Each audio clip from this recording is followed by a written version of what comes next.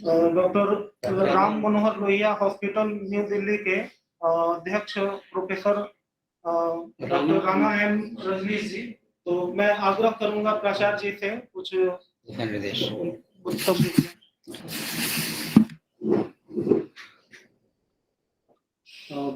Rana M Rajneesh जी हैं। आपका आदेश शिरोधार्य है प्रभु। सर मैं राणा नमस्कार सर। और ये इस जो चर्चा सत्र चल रहा है कल से, तो उसमें कल हम लोगों ने कुछ डॉक्टर्स को सुना साइकोसोमैटिक डिजीज पे। तो चूंकि ये दोनों धाराएं अलग हैं, ज्योतिष की धारा अपनी है और डॉक्टरी की धारा अपनी है, तो एक प्रयास करके समझने की कोशिश हम लोग कर रहे हैं कि कहीं कोई दोनों मिल सकते हैं क्या। जैसे कि हम लोग आपसे ये अनुरोध करेंगे कि जैसे थेरापी में, ज्योतिष में हम लोग बोलते हैं पूजा पाठ करना, आप लोग उसको श्रद्धा से या प्लेसिबो इफेक्ट जिसको आप बोलते हैं उससे आप उसको जोड़ सकते हैं। या मंत्रों का जब हम कहते हैं तो शायद आपके यहाँ वो साउंड थेरापी के माध्यम से कुछ होता होगा। और जैसे स्टोन्स का रिकमेंडेशंस करते हैं तो उसमें कुछ कलर का मामला हो सकता होगा। तो अब ये कैसे ये दोनों को एक साथ लाने की प्रयास किया जा सकता है, तो इस पे हम लोग निवेदन करेंगे। वैसे आप तो मैं क्या बताऊंगा, आप इसके एक्सपर्ट हैं और हम लोग सभी विद ब्रेथलेस सस्पेंस वेट कर रहे हैं आपको सुनने का। तो आप शुरू करें सर। जी धन्यवाद प्रभु जी। जो स्वयं सर्वज्ञाता है, परम विद्वान है, विश्व विख्यात हैं, उनके आगे हमारी कोई विसात नहीं है। लेकिन प्रभु जी ने आदेश किया है तो कुछ तो बोलना ही पड़ेगा। First of all, I would like to thank Dr. Sumesh Mishra ji and the entire team, organizing team, for giving me an opportunity to speak before you. Basically, I am a surgeon and its related field. So I have been told by Dr. Mishra that I had to speak in Hindi. So I'll try my best to speak in Hindi as much as possible. For any kind of mistake, I hope you would excuse me, you will pardon me. Thank you very much. So, ज्ञान की गंगा जिस दिशा में बहती है, अज्ञानियों को भी उसी दिशा में लेके चलती है और अंततः सभी और अधिकतर नदियों का मिलन समुद्र में होता है, जो स्वयं ज्ञान का अथाह सागर है। मुझे जो टॉपिक दिया गया है, modern medical treatment, diagnosis and treatment, इसका किसी तरह से या पॉसिबिलिटी, संभावना तलाशना कि आयुर्वेदिक में, एस्ट्रोलॉजी में इसका कोई समन्वय है या नहीं है। बहुत ज्यादा तो मुझे इतनी जानकारी नहीं है, इस बात की ज्यादा जानकारी नहीं है, लेकिन संभवतः मेरा प्रयास होगा कि हम इन चीजों को आपस में जोड़ सके। अभी कुछ मंत्रों के बारे में जानकारी दी जा रही थी। वैदिक मंत्र एक तांत्रिक क्रिया होती है। सेलेस्टियल सिस्टम में जो 9 ग्रह हैं, अंतरिक्ष में जो 9 ग्रह हैं, नवों ग्रह का हमारे जीवन पे विशेष प्रभाव पड़ता है। और हम कई बार जब पूजा पाठ करते हैं तो वो नवग्रह शांति की आराधना करते हैं, पूजा करते हैं। 27 नक्षत्र हैं, 64 योगिनी हैं, जिसमें अष्ट योगिनी प्रमुख है, जिनका हमारे दैनिक जीवन में बहुत बड़ा प्रभाव है। ये हमारा विषय नहीं है, लेकिन आप जैसे ज्ञानियों के संपर्क में रह करके थोड़ा बहुत ज्ञान मुझे भी प्राप्त हो गया है, और अल्प ज्ञानी हूं। नवग्रह का मेडिकल साइंस से रिलेशन,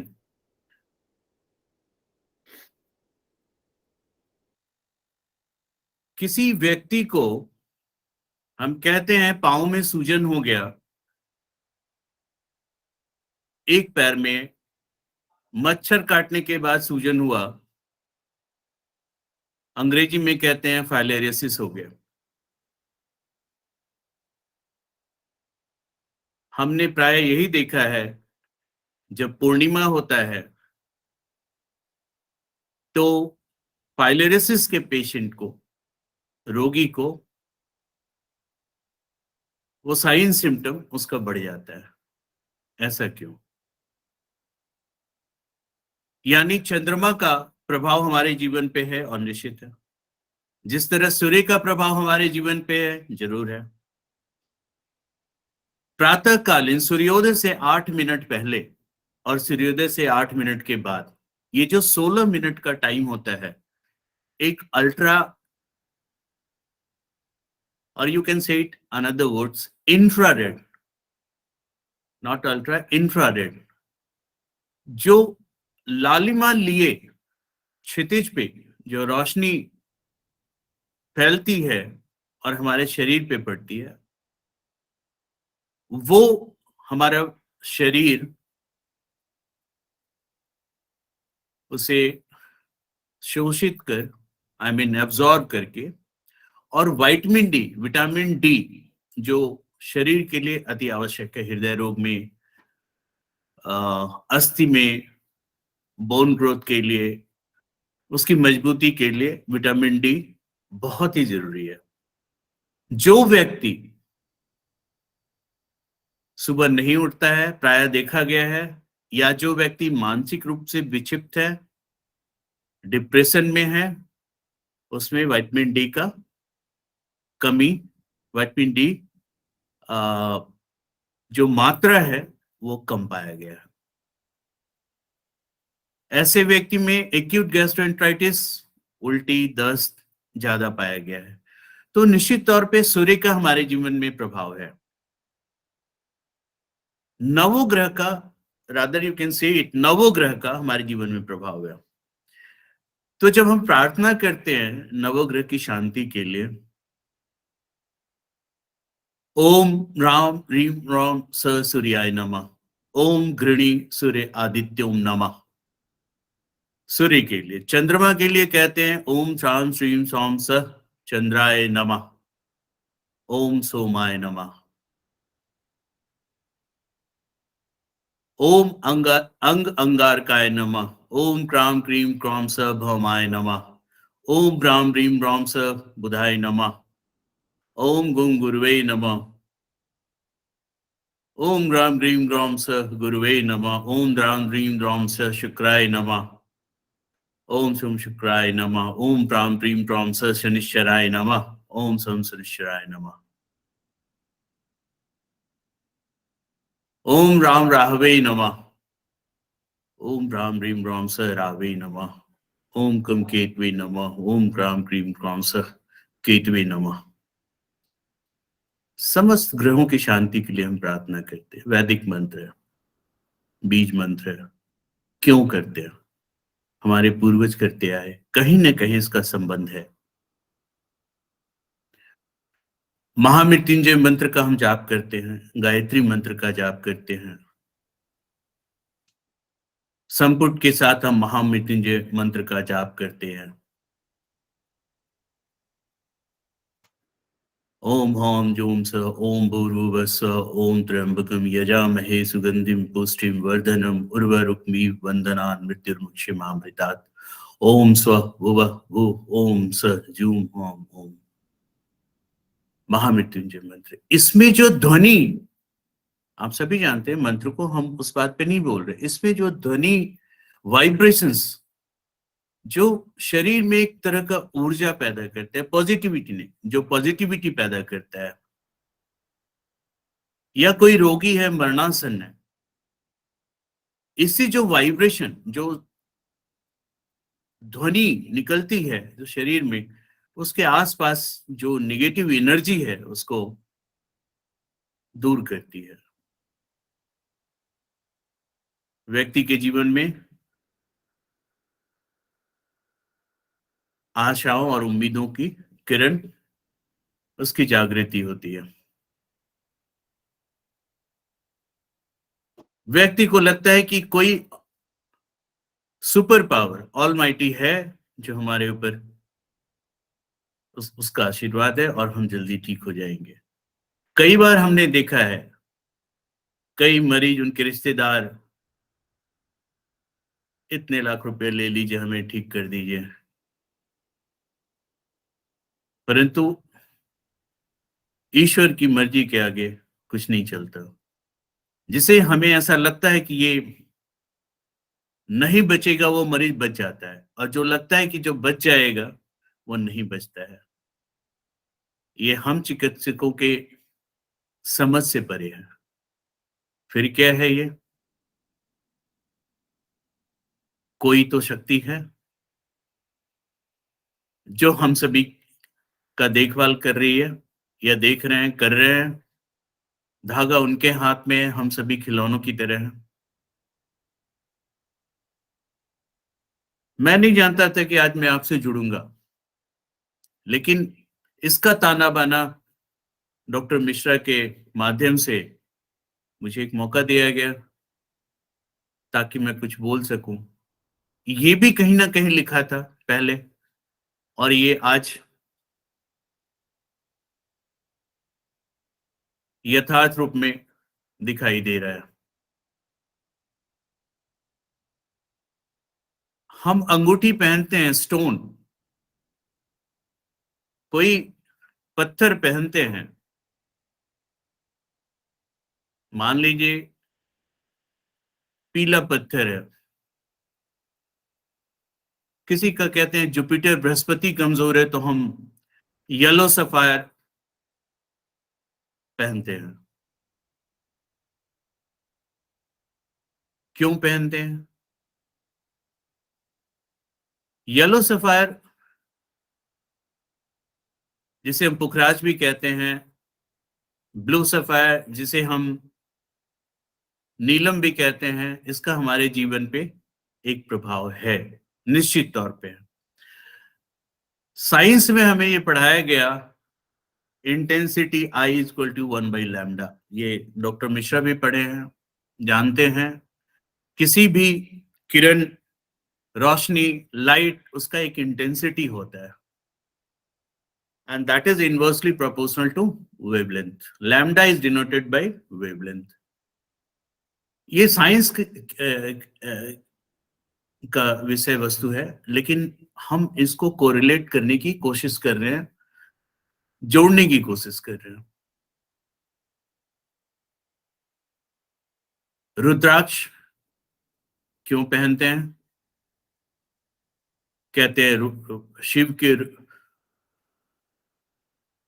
आंसुओं से वो बना है, लेकिन साइंटिफिक रीजन कुछ और है।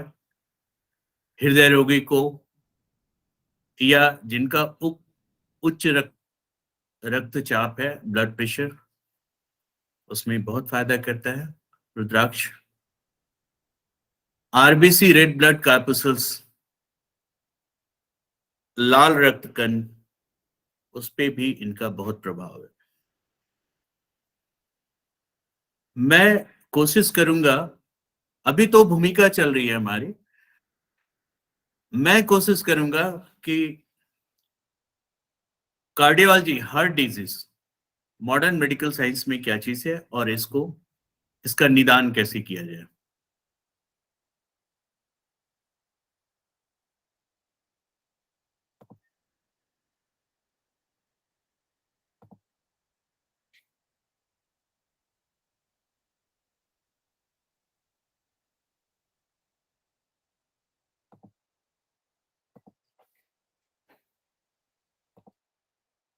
I'm trying to connect my slides. Just wait for some time, few moments. So I myself, Rana M. Rajneesh, posted in Dr. Ram Manohar Lohia Hospital, New Delhi. So I have worked in so many departments, even many countries also. But presently, हमारा देश सर्वश्रेष्ठ है, भारत ही अच्छा है, इसलिए मैं यहीं पे हूँ.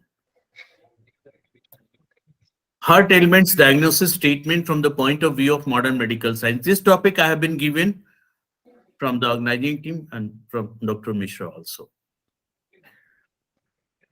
So this is the slide of heart. हमारा हृदय कैसा लगता है देखने में, सामने से और हृदय के पीछे से, पृष्ठभूमि जो है, पृष्ठभाग, इसमें हम कहते हैं हार्ट अटैक हो गया. ये जो सबसे वल्नरेबल है, ये anterior descending branch of left coronary artery जो ब्लड सप्लाई कर रहा है, ये सबसे खतरनाक है. ये इस आर्टरी में अगर कोई ब्लॉकेज आ गया तो मोर्टेलिटी रेट, मृत्यु दर काफी ज्यादा होता है. अब आइए इसको हम एस्ट्रोलॉजी से कैसे जोड़ते हैं, कैसे देखते हैं. आयु का स्थान कहते हैं 8वां भाव होता है, कुंडली का 8वां भाव, जहां शनि विराजमान होते हैं, शनि देव. मंगल और राहु और केतु, इनको जोड़ करके हम लोग कहते हैं, भविष्यवाणी करते हैं कि व्यक्ति की आयु कितनी होगी, कौन सा रोग होगा, किस वजह से इसकी मृत्यु होगी और मृत्यु का स्थान कहाँ होगा. ये आपका वस्तु है, आपका फील्ड है.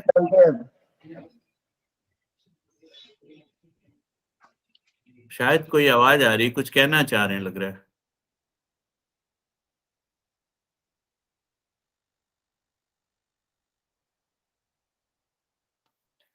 ये हार्ट में ये जो स्थिति दिखाई दे रही है, ज्यादातर यहां पे परेशानी होती है. इस आर्टरी में ज्यादा परेशानी होती है.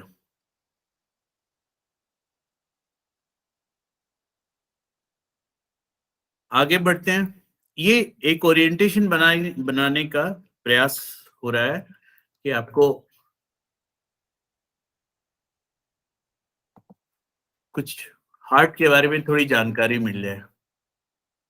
अब हार्ट से जो धमनियां निकल रही है हृदय से, जिसे हम हार्ट कहते हैं, हृदय से ये जो धमनी निकल रही है, लाल लाल जो दिख रहा है आपको, ये आर्च ऑफ एओर्टा, हार्ट से जो ascending aorta, arch of aorta और डिसेंडिंग एओर्टा, उसके पहले एक ब्रांच निकल रहा है सबक्लेवियन आर्टरी, जो हमारे मेडिकल साइंस में इसका नाम दिया गया सबक्लेवियन आर्टरी. और ये आर्टरी धीरे धीरे नीचे बढ़ते हुए ब्रैकियल आर्टरी, देन यहां से दो ब्रांच में, दो भागों में विभक्त हो जाती है, रेडियल आर्टरी, नालार आर्टरी. इस रेडियल आर्टरी पे जब किसी को हार्ट अटैक होता है या हार्ट में कोई प्रॉब्लम होता है, तो हम यहाँ पे उंगली रख के देखते हैं कि हृदय की गति कैसी है, उसका वॉल्यूम कितना है, वो रेगुलर है, इरेगुलर है. इस आर्टरी का नाम है रेडियल आर्टरी. कोई व्यक्ति जोर से बोला, ऊंची ध्वनि के साथ, इंटेंसिटी हाई है, तो हृदय पे इसका सीधा प्रभाव पड़ता है. ध्वनि का मस्तिष्क पे और मस्तिष्क का हृदय पे, ये कनेक्टिविटी है नर्व्स का और हार्मोन्स का. हृदय पे विशेष महत्व है और फिर हृदय वैसा ही करता है जैसा हम सुनते हैं, देखते हैं, करते हैं. रेडियल आर्टरी में जब हम पल्स देखते हैं तो बताते हैं मरीज को क्या क्या संभावना है, क्या क्या परेशानी है, हार्ट अटैक है या किसी और वजह से कोई बीमारी है। अब इसकी कनेक्टिविटी हम दिखा रहे हैं, हार्ट से ये आर्टरी निकलते हुए सीधी आ रही है।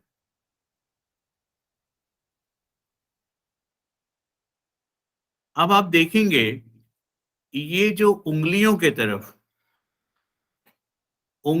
तरफ जो आर्टरीज आ रही है, मान लीजिए हमारा ये इंडेक्स फिंगर है, जैसे आप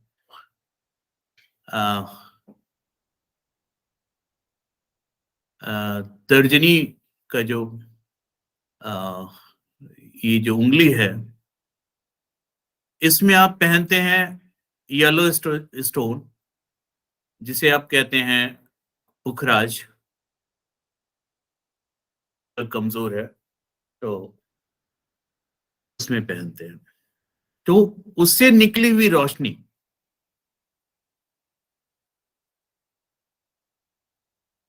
उसका इफेक्ट इस आर्टरी और जो नर्व है इस सबसे होता हुआ सीधे हृदय, मस्तिष्क और हृदय पे जाता है। ये कहीं शादी विवाह हो तो ये कनिष्ठिका है, कनिष्ठ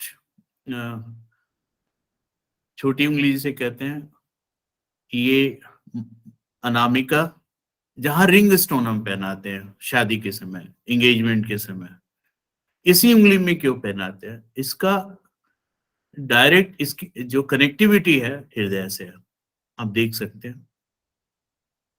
ये मध्यमा है, इसमें हम शनि के लिए भी पहनते हैं और कई लोग दूसरे उंगली में भी बताते हैं, क्योंकि इसके ठीक नीचे शनि पर्वत है, इसके ठीक नीचे कहते हैं बृहस्पति पर्वत है।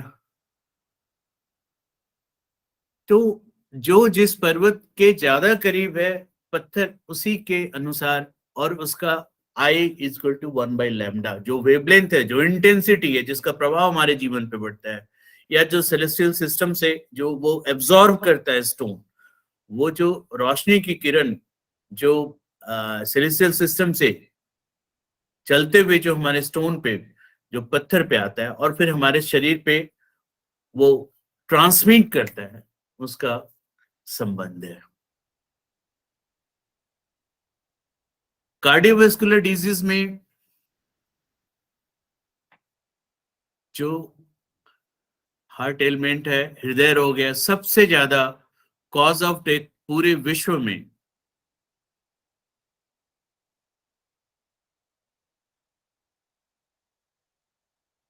जो समस्या है हृदय रोग, उससे सबसे ज्यादा लोग मरते हैं। सन 1900 से पहले विश्व में जो मृत्यु दर था उसमें सबसे ज्यादा 10%, लेस देन 10%, सभी मृत्यु दर से सबसे ज्यादा ये हृदय रोग था। लेकिन डेटा जो 2017 में आया उसमें ये बताया गया कि 17.8 मिलियन जो डेथ है वर्ल्ड वाइड, यानी समस्त मृत्यु दर का 32% वो कार्डियोवैस्कुलर डिजीज से लोगों की मृत्यु हो रही है, हृदय रोग से। और ये सिर्फ विकसित देशों की बात नहीं हो रही है, विकासशील देशों या जो जिनका पर कैपिटा इनकम कम है उस देश में भी मोर और लेस यही स्थिति है, यानी हृदय रोग। अब हृदय रोग में जो एस्ट्रोलॉजी क्या कहता है वो आप प्रकांड पंडित हैं, आप समझ सकते हैं, उसमें हमारा कोई इंटरफेरेंस नहीं है, उस विषय वस्तु पे मैं बोलना भी नहीं चाहूंगा, लेकिन आप लोग उस पे निर्णय लें। और जो रिस्क फैक्टर है, जो राहु केतु की बात हो रही थी, कि हृदय रोग में सबसे ज्यादा रिस्क फैक्टर्स क्या क्या है। सबसे पहले आता है टोबैको। कहते हैं व्यक्ति का अगर राहु केतु खराब है, शनि खराब है, मंगल खराब है, वो नशीला हो जाता है, नशीली पदार्थों का सेवन करता है। डाइट, जो खाना खाता है वो ऐसे खाने को ज्यादा पसंद करेगा जैसे आजकल के युवा वर्ग करते हैं, बर्गर खाते हैं या तली हुई चीजें ज्यादा पसंद करते हैं, पिज्जा खाते हैं। तो उसमें जो चीज पाया जाता है saturated fatty acid, hydrogenated animal fats होते हैं उसमें। उस फैट के अंदर जो केमिकल पाया गया है एथेरोजेनिक ट्रांस फैटी एसिड्स, वो ज्यादा खतरनाक है, जिसका असर धमनियों पे है, हृदय पे भी है। वो क्लॉट्स बनाता है वहां पे। और ल्यूमेन, जो धमनियों का अंतरंग हिस्सा है, जो अंतरंग अंदर वाला जो सतह है, उस पे एक तरह का क्लॉट बनाता है वहां पे, जो रक्त प्रवाह में बाधक होता है।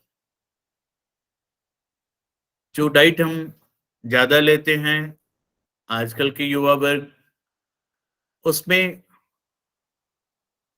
प्लांट बेस्ड फूड, हरी साग सब्जी की कमी होती है, सिंपल कार्बोहाइड्रेट ज्यादा होता है, हमें उसे रोकना होगा। तो खान पान, रहन सहन, फिजिकल एक्टिविटी, शारीरिक श्रम कम होने की वजह से भी रोग ज्यादा होता है। सीडेंटरी लाइफ स्टाइल, मोबाइल का जमाना आ गया है, या और भी गेम्स वगैरह लोग अब बाहर खुली हवा में नहीं खेलते हैं लोग।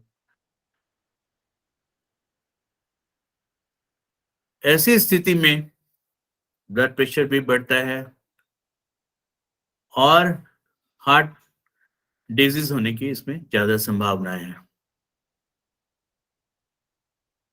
मेटाबॉलिक रिस्क फैक्टर्स में लिपिड लेवल बढ़ जाता है, low density lipoprotein lipid level में, ये सबसे ज्यादा नुकसानदायक है। हाई डेंसिटी लाइपोप्रोटीन स्वास्थ्य के लिए बढ़िया है, बट लो डेंसिटी लाइपोप्रोटीन अगर बढ़ गया, समझिए आर्टरी ब्लॉक हो रहा है, हाई ब्लड प्रेशर होगा, कोरोनरी आर्टरी डिजीज हो सकता है, हाइपरटेंशन है, ओबेसिटी भी एक बहुत बड़ा फैक्टर है। ओबेसिटी का जो लिंक है कई बार जेनेटिक भी होता है।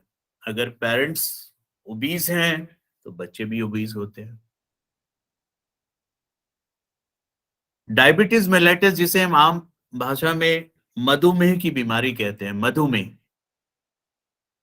शुगर का है, पैनक्रियास से रिलेटेड है, ये भी रिस्क फैक्टर्स में है। और इसका आपके एस्ट्रोलॉजी से, इंडिजिनस सिस्टम ऑफ मेडिसिन से क्या संबंध है, ये संभावना तलाशने की जरूरत है, ये पता लगाने की जरूरत है। जेनेटिक रिस्क फैक्टर्स की बात हो रही थी, उसमें एक चिप आता है CHIP, clonal hematopoiesis of indeterminate potential.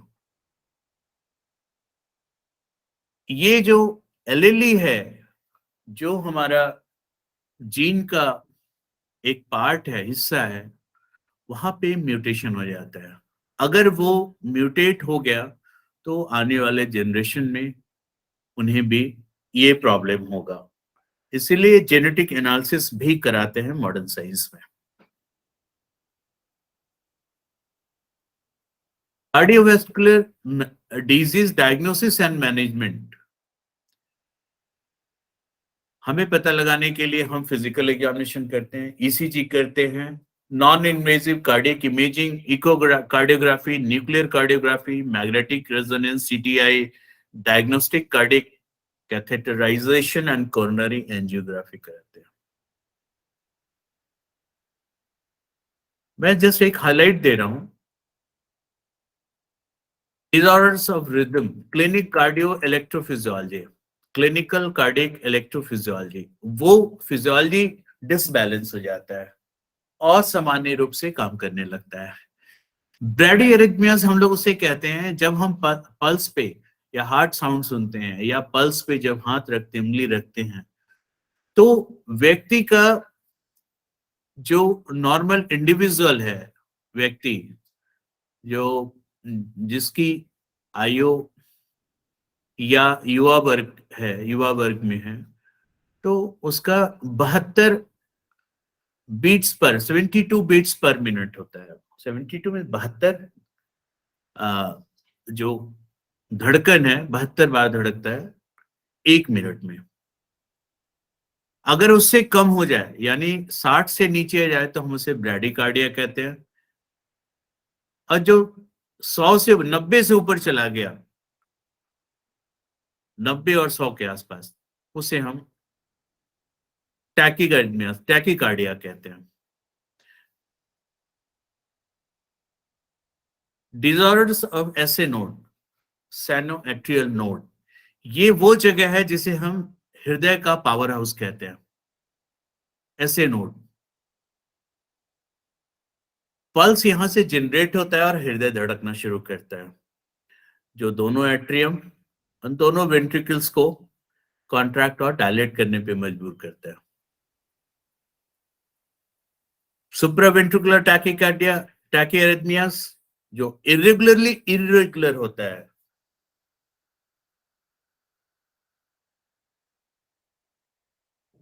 उसका इलाज क्या है? साइनस टैकीकार्डिया का इलाज क्या है? ये हम लोग देखते हैं उसमें. Disorders of heart, muscle, valves and pericardium, heart failure diagnosis and management. Heart failure का हम डायग्नोसिस कैसे करते हैं? कोई मरीज आता है हमारे पास, पल्सलेस है, बीपी नहीं आ रहा है, और उसका मैनेजमेंट, हम उसे उसका ब्लड प्रेशर लेते हैं, पल्स देखते हैं, ब्लड प्रेशर, हार्ट रेट देखते हैं, और उसके अकॉर्डिंगली हम लोग फिर ट्रीटमेंट देते हैं. किसी का आपने सुना होगा वाल्व रिप्लेसमेंट हुआ, यानी वॉल्वुलर डिजीज है उसे, माइट्रल स्टेनोसिस, तो उसका माइट्रल वाल्व रिप्लेसमेंट होता है. एमवीआर ट्रीटमेंट देते हैं हम लोग, सर्जिकल ट्रीटमेंट है एमवीआर. स्केमिक हार्ट डिजीज, जैसे इंजाइना, हार्ट में पेन होता है, एक कहते हैं स्टेबल एंड अनस्टेबल. इंजाइना जो है लगातार दर्द होता रहता है चेस्ट में, कुछ लोग शिकायत करते हैं कि लगातार सीने में बाएं तरफ दर्द होता रहता है, स्टेबल एंजाइना. और जो बीच में दर्द हुआ फिर थोड़ी देर के बाद 30 सेकंड से 1-1.5 मिनट के बाद फिर खत्म हो जाता है, that is called unstable angina. अब किसी को acute myocardial infarction, heart attack हो गया, सामान्य भाषा में हम इसे हार्ट अटैक कहते हैं. उसमें 2 तरह से होता है, एक ST segment elevation, non ST segment elevation. ये ईसीजी जब करते हैं तब पता चलता है. उसमें हम लोग फिर एक टेस्ट करते हैं, high sensitivity cardiac troponin test. यानी किसी को हार्ट अटैक होता है, इमरजेंसी में जाते हैं, वो 1 बूंद रक्त का लेता है, ब्लड टेस्ट करता है, एक स्लाइड पे डालता है, किट होता है वो, और उसे तुरंत पता चल जाता है कि इस व्यक्ति को हार्ट अटैक है कि नहीं. विद इन फ्यू सेकेंड्स पता चल जाता है. और जब ईसीजी कराते हैं तो टाइम ज्यादा, 4 घंटे के बाद ईसीजी में पता चलता है कि हाँ व्यक्ति को हार्ट अटैक हो गया. बट साइंस इतना आगे बढ़ चुका है कि ब्लड टेस्ट से ही हम लोग पता कर लेते हैं कि हाँ इस व्यक्ति को हार्ट अटैक है कि नहीं. अब कोई व्यक्ति स्मोकर है, टोबैको ले रहा है, तो पता चलता है कि उसका सारा आर्टरी लोअर लिम्ब का ब्लॉक है, अपर लिम्ब का ब्लॉक है, रेनॉल्ड्स फेनन है, और लोअर लिम्ब है बर्जर्स डिजीज है, जिसमें एडवांस होने पे हम लोग एम्पुटेशन करते हैं, पैर को काटना पड़ता है. इसलिए हम लोग मना करते हैं कि स्मोक ना करें, क्रोनिक स्मोकर ना बने. अब इसमें एस्ट्रोलॉजी क्या कहता है? केतु का बुरा प्रभाव है या राहु का बुरा प्रभाव है? तो प्रकांड पंडित आप हैं, आप बताएंगे।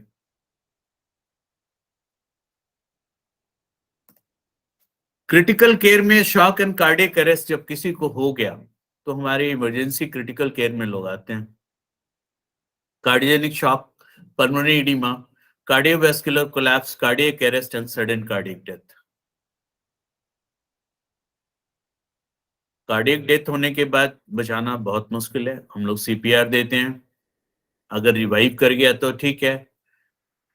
कार्डियक अरेस्ट तक संभावना बनी रहती है मरीज का कि वो हो सकता है कि ठीक हो जाए, रिवर्सिबल है। कार्डियोवैस्कुलर कोलैप्स का मैनेजमेंट भी मोर और लेस वही है। अगर पेशेंट कोई कार्डियोजेनिक शॉक और पल्मोनरी एडिमा का आता है तो हम उसे दवाई देते हैं, इंजेक्शन देते हैं, अलग अलग उसका प्रोटोकॉल है। एक लेक्चर में, एक सेशन में समझाना बहुत मुश्किल है, इसके लिए कई लेक्चर, कई घंटे लगेंगे। इन ब्रीफ, शॉर्ट में हम आपको एक आउटलाइन, एक आउटलुक दे रहे हैं। Thank you very much. बस लास्ट में मुझे थोड़ा सा वो इन सभी चीजों के बारे में बताना है।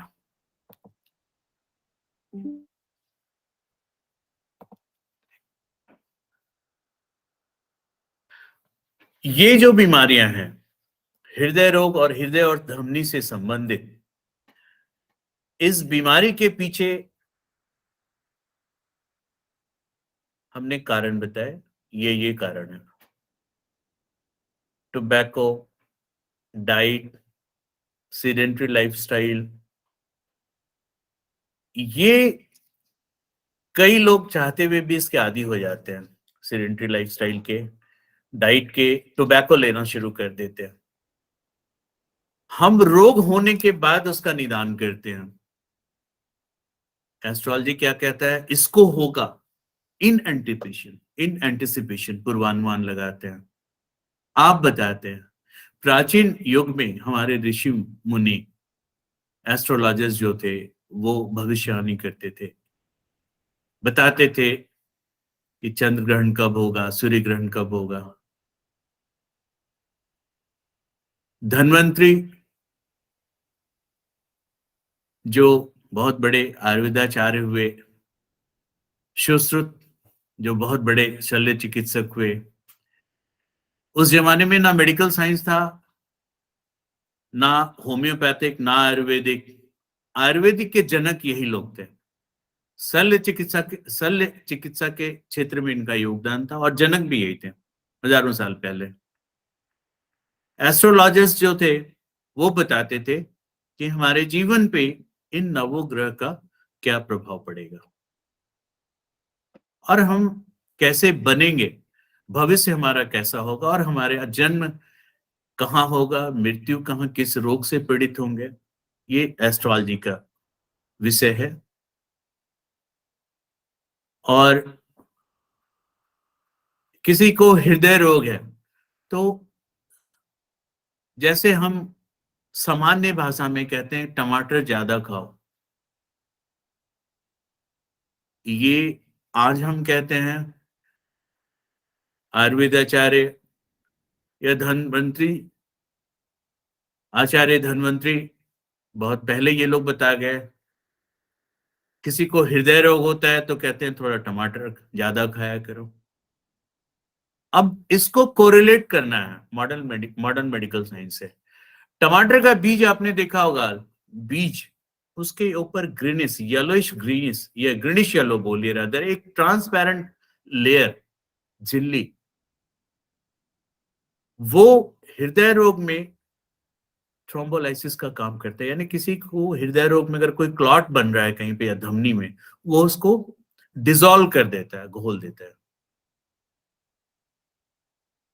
और जो कलर है फ्रूट का, टमाटर का या चेरी का, चेरी बहुत बड़ा एक पेन किलर है, दर्द निवारक है। चेरी जो फ्रूट बाजार में मिलता है, उसका रंग हृदय रोग के लिए बहुत ही बढ़िया है। उसमें लाइकोपिन एक होता है सब्सटेंस, लाइकोपिन, वो हृदय के लिए बहुत बढ़िया है।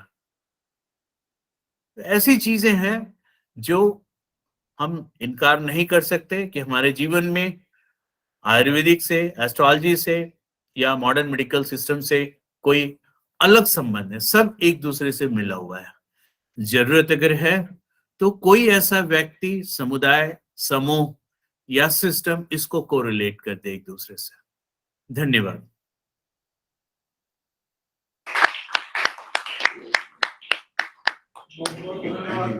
और हृदय रोग और हृदय के रोगों के उपचार के बारे में बताते बताते हमको तो ऐसा महसूस हो रहा है कि आपके वक्तव्य ने हम लोगों के हृदय को ही स्पर्श कर लिया है। बीच बीच में तो हम लोग भ्रमित हो जा रहे थे कि आप डॉक्टर हैं या ज्योतिषी हैं। बहुत बढ़िया लगा और मैं सर को आग्रह करूंगा अध्यक्ष की बात करने के लिए। डॉक्टर साहब, आज ये स्पष्ट हो गया। मैं बहुत चकित रहता था कि राम मनोहर लोहिया से आखिर सारे मंत्री लोग आपको पकड़ के पार्लियामेंट क्यों ले गए और वहां क्यों डॉक्टर बना दिया। तो अब मुझे कारण समझ में आ रहा है कि मंत्रियों को क्यों आपकी जरूरत पड़ती है। हम लोगों ने एक छोटा सा प्रयास किया था कि ज्योतिष और मेडिकल साइंस को नजदीक लाएं। आपने भरत मिलाप करा दिया दोनों का। अगर धन्यवाद कहूं तो ये भावना की पूरी अभिव्यक्ति नहीं होगी। हम लोग तहे दिल से शुक्रिया अदा कर रहे हैं।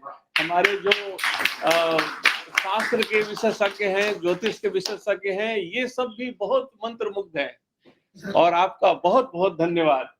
और होरोस्कोप दोनों को एक कर दिया। ये हमारे ये बनारस संपूर्णानंद संस्कृत यूनिवर्सिटी में ज्योतिष के प्रोफेसर हैं, डीन हैं। तो इन्होंने कहा कि स्टेथोस्कोप और होरोस्कोप को एक कर दिया। ये संगत का असर है, सोमेश बाबू के संगत का असर है। बहुत बहुत धन्यवाद। और इसी तरह कभी बीच बीच में हम लोग आपको तकलीफ देंगे और जी अवश्य, जी अवश्य। उम्मीद करेंगे कि संभव अगर हुआ तो अगली बार संस्कृत में बोलेंगे।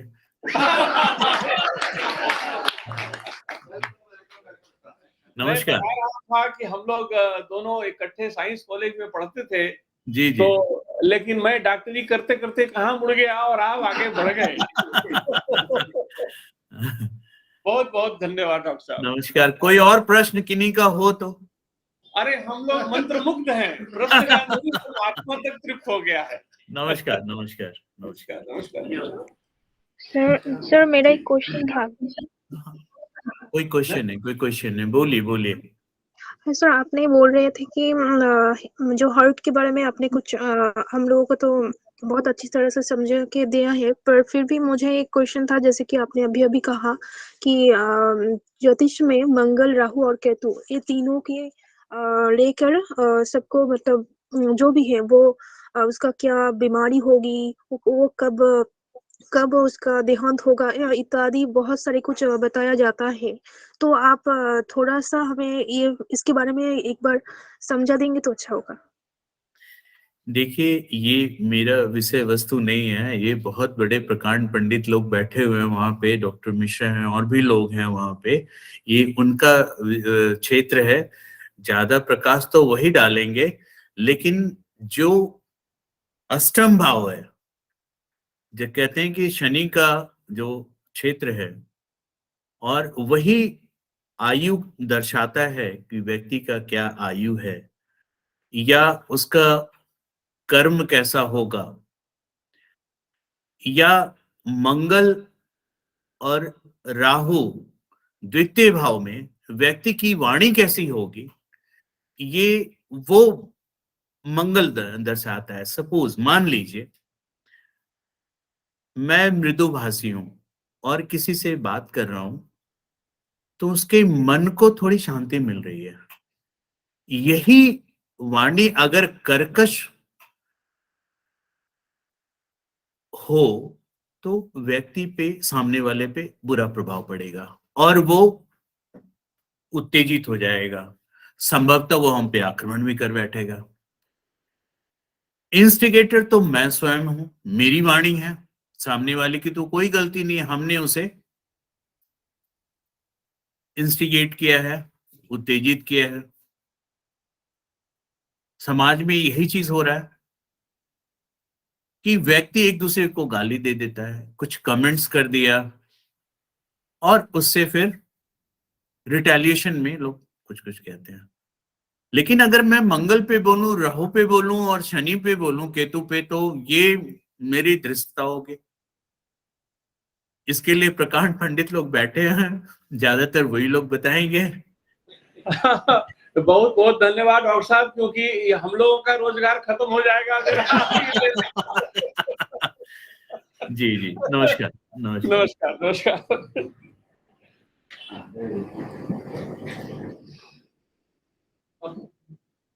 इस पत्र के अंतिम चरण में धन्यवाद ज्ञापन के लिए मैं डॉक्टर श्यामा पद्दा को अनुरोध करूंगा।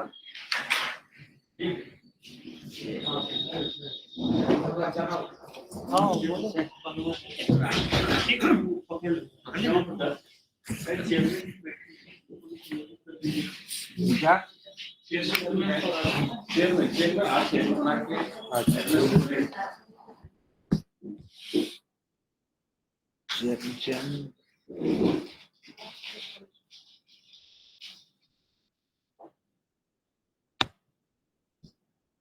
प्रथमतः अस्माकं संपादक महोदयानां कृते, चितानाथदेव महोदयानां कृते विनीत प्रणामाञ्जलिं निवेदयामि। मान्या प्रिय बान्धवा सज्जना विद्वांसः परमात्मा प्रिय अंतरंगा छात्र छात्राश्च, पूर्वस्मिन् दिवसे ये खलु वक्तार आसन तहि नितरां सुदोदितं भाषणं प्रदत्तं, तेषां भाषणेन वयं समृद्धा भवाम। अद्य ये खलु वक्तारः गुरुगम्भीरं हृदयस्पृक् भाषणं दत्तवन्तः, ते भवन्ति आचार्य शत्रुघ्न त्रिपाठी महोदयः, आचार्य प्राध्यापकः डॉक्टर रमा एम रजनीश महोदय।